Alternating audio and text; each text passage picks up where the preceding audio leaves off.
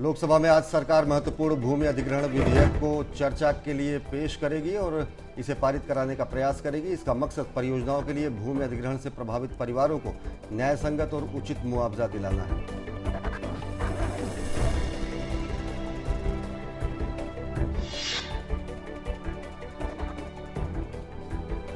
इस विधेयक में ग्रामीण क्षेत्रों में भूमि अधिग्रहण होने पर प्रभावित परिवारों को भूमि के बाजार मूल्य का 4 गुना और शहरी क्षेत्रों में 2 गुना मूल्य देने का प्रस्ताव किया गया है। डॉलर के मुकाबले लगातार गिर रहे रुपए ने कल गिरावट के नए आंकड़े को छू लिया और ये अमेरिकी मुद्रा के मुकाबले 68.80 पैसे पर बंद हुआ।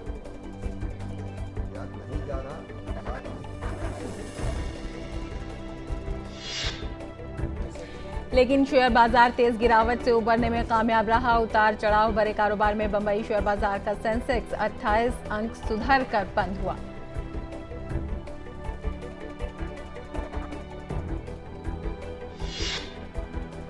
सोने ने भी कल सभी रिकॉर्ड तोड़ते हुए 34,500 रुपए प्रति 10 ग्राम की नई ऊंचाई को छू लिया। आखिर में ये 33,900 रुपए प्रति 10 ग्राम के स्तर पर बंद हुआ।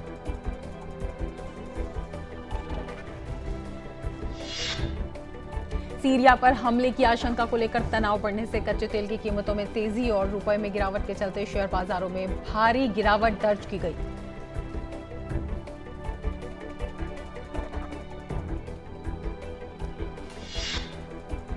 विपक्ष ने इस गिरावट के लिए सरकार को निशाना साधते हुए सरकार से मांग की है कि बाजार में विश्वास बहाली के लिए तुरंत कदम उठाए जाएं। लेकिन कांग्रेस का कहना है कि वैश्विक हालात के चलते रुपया गिरावट की राह पर।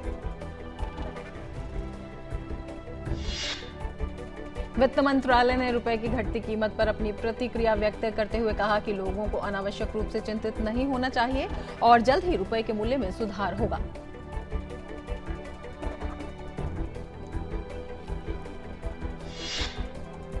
रिजर्व बैंक ने सार्वजनिक क्षेत्र की 3 पेट्रोलियम कंपनियों को डॉलर खरीद की सुविधा के लिए एक विशेष खिड़की खोली है। इन कंपनियों को अपनी दैनिक विदेशी मुद्रा जरूरत पूरा करने के लिए हर महीने करीब 8.5 अरब डॉलर की जरूरत होती है। जम्मू कश्मीर के पुलवामा जिले में आतंकवादियों ने अवंतीपुरा के मुख्य बाजार में स्वचालित हथियारों से गोलीबारी की, जिसमें 2 नागरिक घायल हो गए।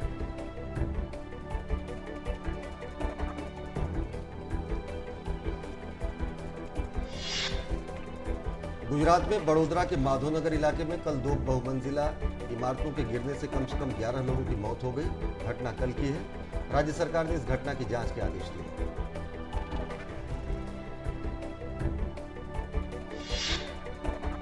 मुंबई में पिछले हफ्ते सामूहिक बलात्कार की शिकार हुई 23 वर्षीय फोटो पत्रकार को अस्पताल से छुट्टी दे दी गई है। पीड़िता को इलाज के लिए जसलोक अस्पताल में भर्ती कराया गया था।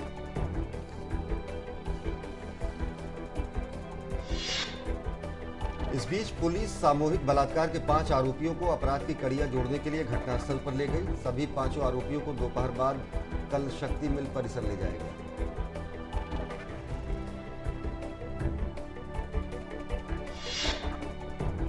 नोएडा के निलंबित एसडीएम दुर्गा शक्ति नागपाल की बहाली की संभावना है। उत्तर प्रदेश के मुख्य सचिव उनके कारण बताओ नोटिस के जवाब से संतुष्ट हैं।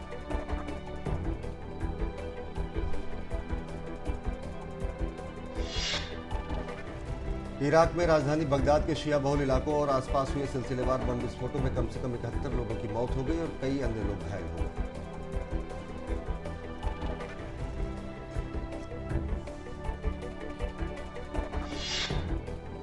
अमेरिका और उसके सहयोगी देशों ने कथित रासायनिक हमले को लेकर सीरिया पर सैन्य कार्रवाई करने की भूमिका तैयार कर ली है। ताजा स्थिति पर ब्रिटिश प्रधानमंत्री डेविड कैमरून और अमेरिकी राष्ट्रपति बराक ओबामा के बीच बातचीत भी हुई है। एशिया कप हॉकी प्रतियोगिता में भारत ने अपने आखिरी मैच में बांग्लादेश को 9-1 से हरा दिया। भारत का सेमीफाइनल में सामना शुक्रवार को मेजबान मलेशिया से होगा।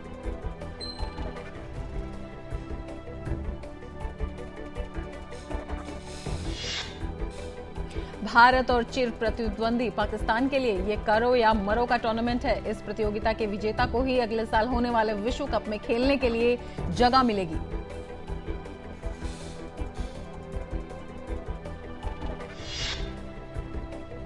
भगवान श्री कृष्ण का जन्मोत्सव कृष्ण जन्माष्टमी कल देश भर में पूरी धूमधाम और श्रद्धा के साथ मनाया गया। इस मौके पर देश भर के मंदिरों में खास तैयारियां की गई थी और भगवान श्री कृष्ण के जीवन से जुड़ी झांकी और पांडाल लगाए गए थे।